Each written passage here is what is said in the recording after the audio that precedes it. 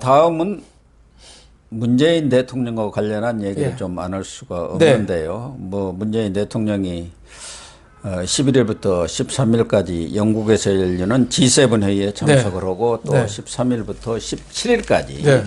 오스트리아와 네. 스페인을 이렇게 방문하는 일정으로 되어 있어요. 네.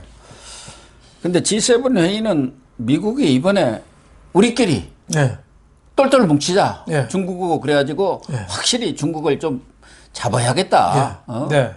그 회의하는 거 아닌가요? 그렇죠. 예. 그런데 한국이라든가 몇몇 나라, 한 서너 개 나라를 또 특별 초청을 해서 했죠. 그만큼 외우를 해주는 거죠. 그렇죠. G7 버금가는 나라로. 예. 거기까지는 좋아요. 우리 문재인 여기- 정권이 한 건 없는데 기업들이 했죠. 그렇죠. 기업들이 나라를 키워가지고 지금 그럼요. 우리 경제력이 한 예. 10위까지 올라오니까 그럼요. 세계에서 외우를 안 해줄 수가 없죠. 미국에 뭐 투자 44조 하는 나라잖아요. 예. 이번에 문재인이가 뭐 잘해서 미국에서 바이든한테 대접받았습니까?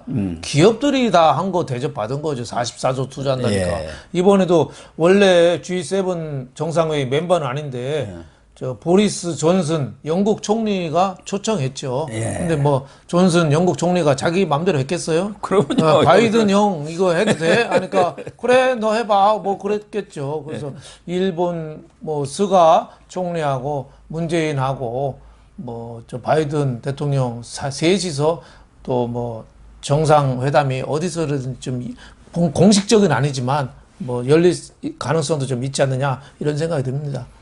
근데 일본에서는 그 징용 문제 그 해법 내놓지 않으면 안 만나 주겠다 이거 아닙니까? 전에는 우리가 안 만난다고 더 지금 그냥 우리 쪽에서 바지가랑이 잡고 우리 좀 회담 한번 하자 그런 상황으로 바뀌어버렸잖아요. 그렇죠. 그러니까 판결도 왔다 갔다 대부분 판결도 그냥 지방법원에서 뒤집어 버리고 막 이런 사태가 나요. 그러니까 문재인 우리는- 정권이 그거 완전히 뭡니까 죽장가 부르면서 정치적으로 엉망으로 영향을 만드는 맞죠. 그래서 법원에서 이번에 저는 올바른 판결을 했다고 봐요. 한일 전국 다 한 건데 그거를 저 완전히 그 엉터리로 만들어 놨으니까 이번에 법원에서 바로 잡은 거죠. 그러다 보니까 우리나라는 검찰이 정치를 하고 법원 판사가 외교를 하는 이런 나라가 그런 됐어요. 나라가 됐다고 지금은. 옛날에 왜 그 대법원 판사 누구 왜 편의점 차렸다고 왜 뻥친 그 판사 있었잖아요. 그 사람이 그 판결 그때부터 시작된 거잖아요. 편의점 차렸다 그랬고 나중에는 또 어디 슬쩍 뭐 로펌으로 갔죠. 가버렸죠. 그때 뭐 헌법재판소장 기다린다. 그래서 일부러 편의점 뭐 한다. 뭐 이런 얘기가 있었죠. 그러니까 한 자리 노리는 사람들의 술수 이런 게 참 나라를 이렇게 고통에 빠질 수가 있게 하느냐 이런 생각이 들어요. 일본하고 이렇게 우리가 이렇게 싸울 이유가 없는 거거든요. 그러면요. 일본하고는 잘 지내서 우리가 북한 꺾기를 해야 핵을 합니다. 공동 대응을 해야죠. 북한 핵을. 근데 그 일본하고 엉뚱한 적하고 싸우고 있는 거예요. 지금 북한 핵하고 싸워야 되는데 일본하고 저 죽창 들으라고 저렇게 선동하고 저게 또 많이 또 여권에서는 먹히니까. 죽창들하고 선동했는데 지금 이제 완전히 코너에 몰리니까 죽창 그런 거 필요 없고 우리 좀 살려줘. 우리 회담 한번 얼굴 한번 봅시다 하는데 이번에도 바이든 미국의 압력으로 한번 서히 만나보자 하는데 그것도 정식 회담도 아니고 뭐 풀 어사이드. 근데 이리 좀 오세요 해갖고 그렇죠. 옆에 가서 잠깐 뭐라고 한마디 하는 거 그렇죠. 그거 아닙니까? 뭐 행사장에서 옆에 와서 잠깐 서로 얘기하는데 저런 걸 하려면은 사교력도 있어야 되고 언어 구사력도 좀 있어야 되거든요. 뭐 영어라도 제대로 하든가. 최소한 윤여정 정도는 돼야 되거든요. 위트도 있어야 되고. 근데 우리 저 정상회담 할 때 정상들 사진 찍을 때 문재인 보면 과거에 꼭 없어요. 영어를 못하니까 영어 가면은 못하고 불편하잖아요. 어울리는 거 싫어하는 거예요. 그러니까 나중에 왜 없냐 그러면 화장실 갔다 뭐 엘리베이터가 뭐 엘리베이터가 어쨌다 고장 났다. 뭐 화장실은 하루 종일 있나요? 그러니까 우리 차기 대통령 뽑을 때는 누구로 하든지 스스럼 없이 꼭 영어 잘해야 되나요? 그러면요. 통역인데 스스럼 없이 스가 형 잠깐 일로 와봐. 뭐 그래서 서로 얘기 좀 하고 우리 좀 잘 지내자고 뭐 우리 한다든가. 해줄 건 해줄 테니까 이건 좀 해주길 좀 해줘. 이게 정상 외교죠. 하는데 A4 용지 갖고 이게 무슨 회담이 됩니까? 그러니까 참 윤여정한테 좀 배워야 돼요, 저는. 저는 뭐 이번에 G7 회담 이것도 상당히 중요한 회담이지만 지금 미국에서는 반도체 동맹 전략이라는 그런 보고서가 나왔어요. 그렇죠. 그래갖고 바이든이 한국을 코리아를 뭐 무려 70번인가를 예. 거기다 언급했다. 예.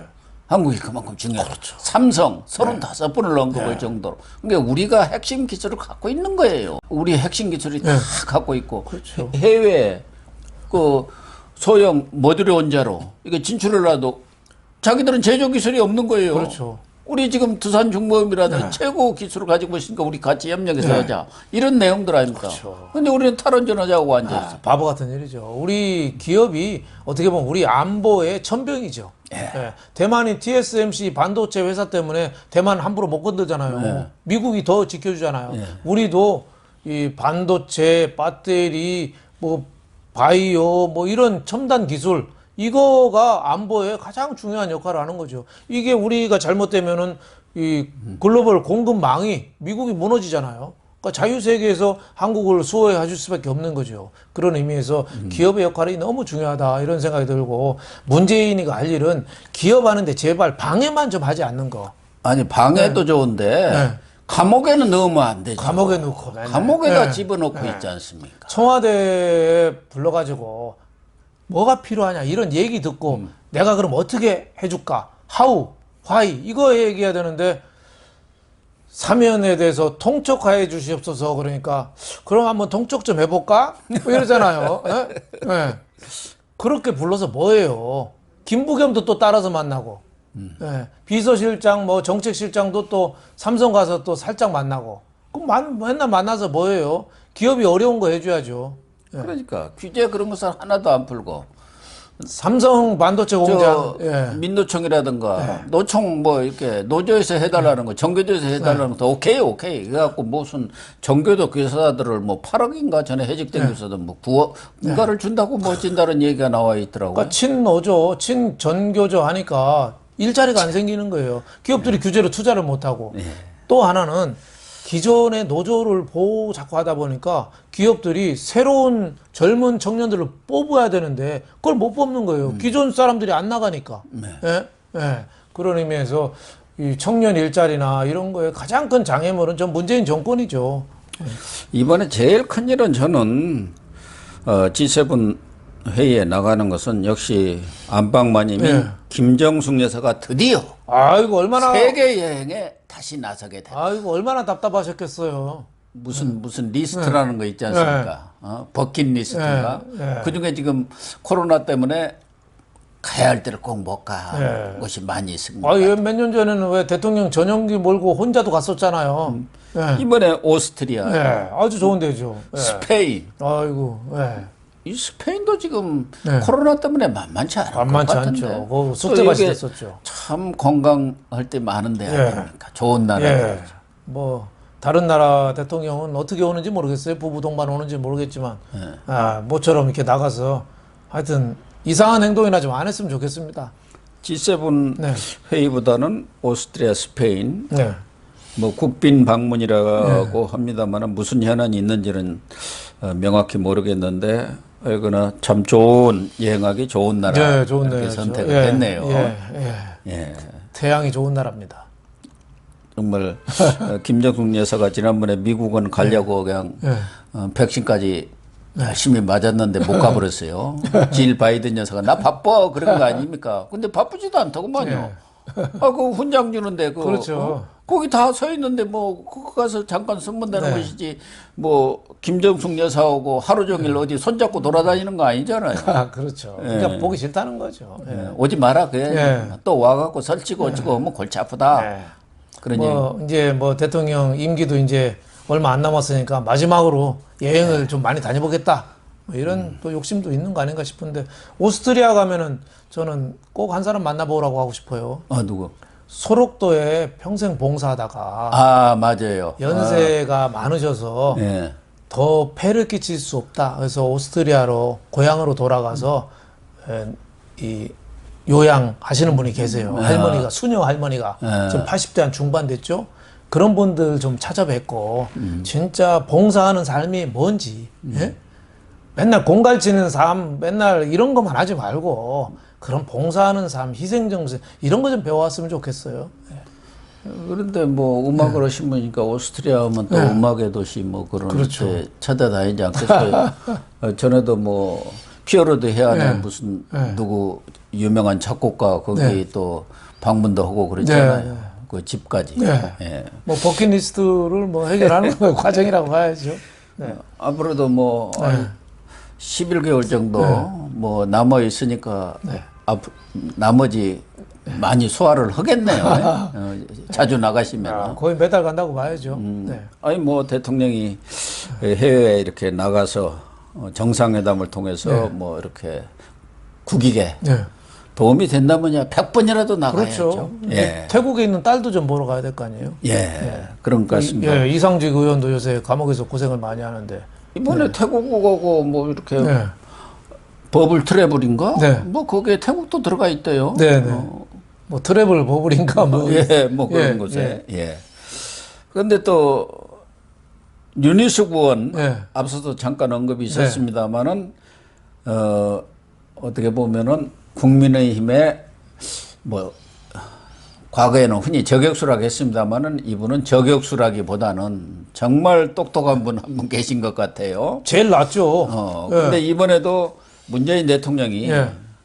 지금 세금이 많이 거쳤다는 거 아닙니까? 예, 엄청 거쳤죠. 예. 그렇게 세금을 폭탄을 예. 때리니까 많이 거치죠. 우리 예. 국민들은 죽을 지경이에요. 지금 노후의 가장 큰 리스크는 세금 리스크예요. 예. 없는 사람은 없어서 못 내고 있는 사람은 얼마 낼지를 모르니까 그거 불안한 거예요. 예. 여기 우리 유튜브 하는 것도 조금 수익이 생겼다 했고 뭐 세금도 아니지만 의료보험만 해도 70몇만 원 내라고 나왔더라고. 나 참말로 깝깝합니다 사실은. 근데 윤희숙 의원이 정말 문재인 대통령 염치가 없다. 젊은이들한테 죄를 짓는 거, 역사 앞에 죄를 짓는 것도 정도껏 알아 하고 아주 뼈 때리는 공격을 했더라고요. 예. 4년간 문재인 4년간 나라 빚이 늘어난 게 410조예요. 예. 정부 수립 이후 68년간 우리 빚이 660조거든요. 건국 이후 660조 아닙니까? 예. 건국 이후. 영구 이후에. 근데 4년간 410조 어마어마한 거죠. 아니 쓰고 그럼 뭐를 했습니까? 쓰고 써먹는 거 좋아요. 그럼 뭐가 남아야지. 그냥 나눠준 거예요. 그냥 헬리콥터에다가 돈 뿌린 거죠. 예. 니네 이렇게 돈 받고도 나 안 찍어줄 거야? 예. 이번 추석 때 또 돈 뿌리잖아요. 내년 대통령 선거 앞두고는 또 구정이라고 설이라고 또 뿌릴 거예요. 그러겠죠. 또 뿌린다고 봐야죠. 세뱃돈 줘야죠. 네, 세뱃돈 주고. 또 그럼 이재명이도 또 우리 기본소득 해야지. 또 줄 거예요. 이재명 또 줄 거예요. 이재명 저 경기도 살면서 이재명한테 카톡을 수십 번 받았습니다. 네? 네, 재난지원금은 제2의 경제 방역입니다. 돈 잘 쓰셨습니까? 뭐 계속 선전하는 거죠. 그게 전형적인 포퓰리즘이라고 볼 수 있겠습니다. 윤희숙 의원한테 이재명 경기지사가 최근에 기본소득 가지고 아주 그냥 박살이 나더구만요. 저 노벨 경제상 받은 MIT 공대 교수 주장을 자기 이 기본소득을 옹호하는 것처럼 이렇게 이용을 했다가. 그러니까 이재명이가 얼렁뚱땅 이렇게 뭐 말장난하고 사실 기본소득 잘 몰라요, 이재명이가. 근데 이제 하다가 윤희숙한테 조목조목 당하는 거죠. 그러니까 그 윤희숙은 관련 책도 다 읽어보고 연구를 많이 해서 하니까. 책을 안 읽어보고 얘기하니까. 그러니까 이재명이나 다른 정치인들이 기본소득 공격하는데 다들 돈 많이 쓴다 뭐 이 정도만 공격하지 구체적인 건 없거든요. 근데 윤희숙은 디테일하게 조목조목 논리적으로 하니까 정말 뼈를 때리는 거죠.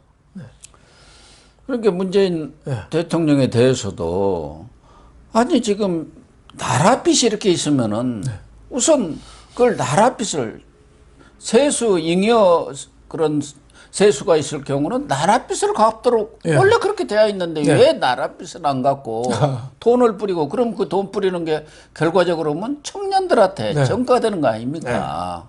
그러니까 청년들의 어깨를 으스러뜨리고 목을 분이르는 그런 행위를 하느냐 그 얘기 아닙니까? 그렇죠. 또 국가재정법상 세금이 초과로 걷어들인 초과 세수는 빚 갚는 데 쓰도록 규정이 돼 있어요. 네, 그러니까. 네, 돼 있어요. 네. 근데 왜 안 하는 거예요? 글쎄 말이에요. 예. 그러니까 지금 뭐 예산은 지금 예산 증가율이 경제 성장률의 2배가 넘거든요. 그러니까 예산 막 늘리고 추경해서 막 쓰고 막 뿌리고 저 뒷감당을 누가 해야 될지.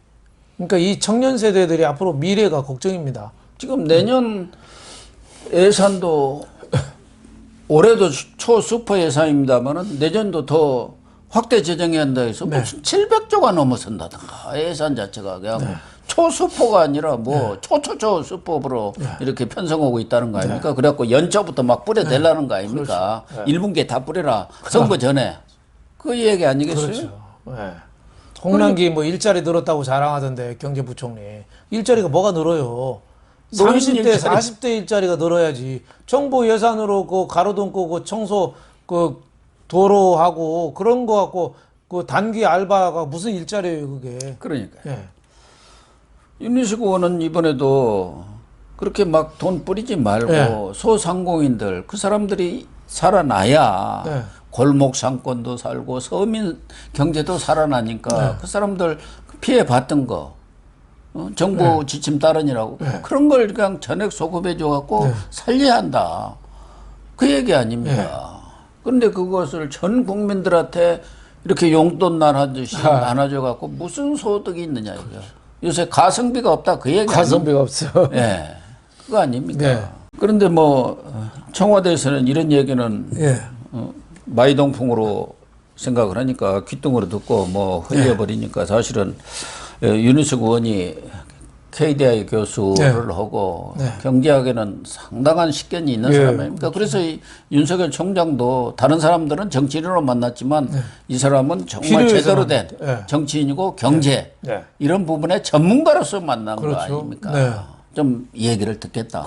또 정치도 과거처럼 머리 깎고 무슨 단식 오고 뭐 이런 게 멱살 잡고 이런 거 하지 말고 정말 이렇게 논리로 이렇게 얘기하는 그런 정치를 하자.